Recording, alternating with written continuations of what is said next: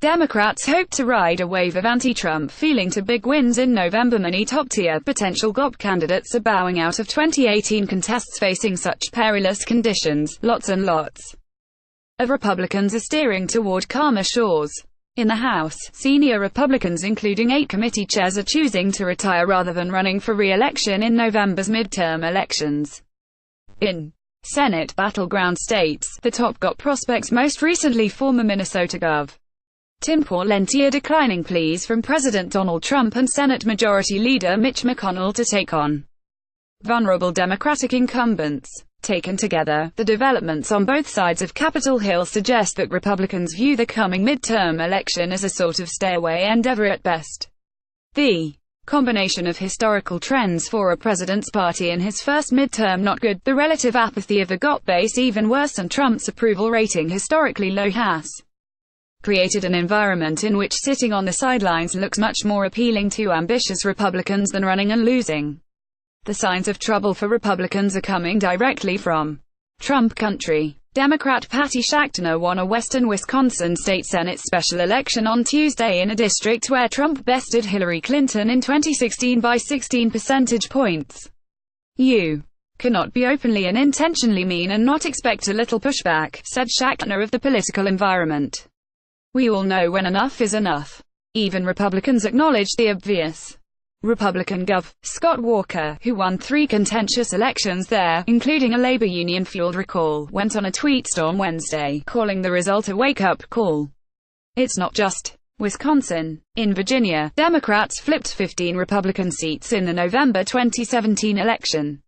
A 16th seat ended tied, but Republicans retained control after their candidate won a drawing of lots. In Oklahoma, not exactly a Democrat-friendly state, Democrats nonetheless picked up 3 Gofeld state legislative seats last year. In New Hampshire, 2 GOP seats flipped in September. The trend exists statewide as well. In Virginia, Gov. Ralph Northam, a Democrat, won by a larger-than-expected margin thanks to sky-high Democratic turnout last November. In Alabama, Doug Jones became the first Democrat to win a Senate seat in the state since 1992, buoyed by massive African-American turnout.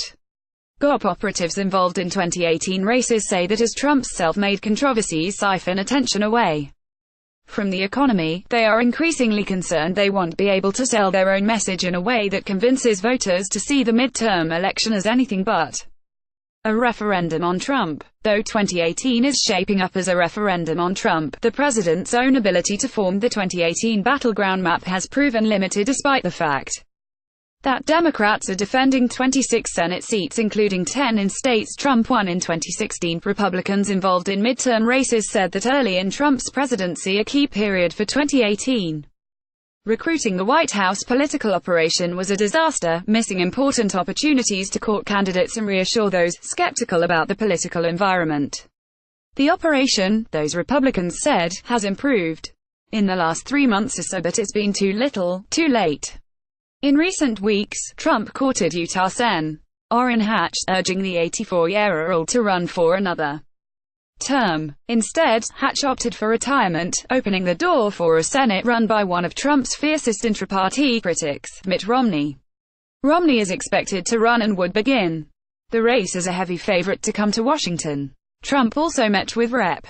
Kevin Cramer of North Dakota in a bid to woo him into a race against Democratic Sen. Heidi Heitkamp. Days later, Cramer declined. A senior House Republican acknowledged the obvious that things are difficult, but said the picture isn't as dire as Democrats would hope. For the GOP, the challenging political environment undoubtedly makes recruitment and retention a tough chore for Republicans in 2018, the lawmaker said. However, it can be overstated.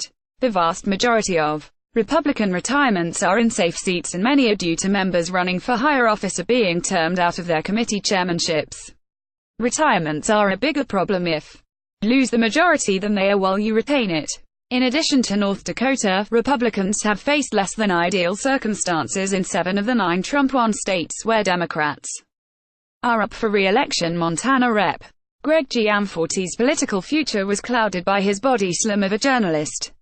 Gianforte was expected to run for governor in 2020, but with him seemingly out of the picture. Other Republicans who might have run for the Senate in 2018, particularly Attorney General Tim Fox, changed their calculations. Ohio Rep. Pat O'Berry passed on a Senate run not once but twice, the second time after State Treasurer Josh Mandel bowed out suddenly this month, leaving Republicans scrambling for a candidate. Retiring Rep. Jim Renacci eventually stepped into the void, switching from the governor's race to the Senate contest. Wisconsin Rep. Sean Duffy passed, as did several other higher-profile potential Gov recruits, leading to a big primary field of lesser-known candidates. Missouri Rep. Ann Wagner declined what had long been expected would be a match-up with Sen. Claire McCaskill. The Gov is high on Attorney General Josh Hawley. Many operatives believe HES a better candidate than Wagner would have been, but he was just elected to statewide office for the first time in 2016. Pennsylvania Rep. Pat Meehan passed on the Senate race, leaving Republicans with Rep. Lou Barletta, a Trump ally, in a year where that's a politically damaging label. Michigan statewide elected officials, like Lieutenant Gov. Brian Calley and Attorney General Bill Scuet, are angling for the governor's office, and Rep. Fred Upton passed on a Senate run. Indiana Rep. Susan Brooks passed on a Senate run, though the Gov isn't really hurting there with Reps. Todd Rokita and Luke Messer in West Virginia, where Rep.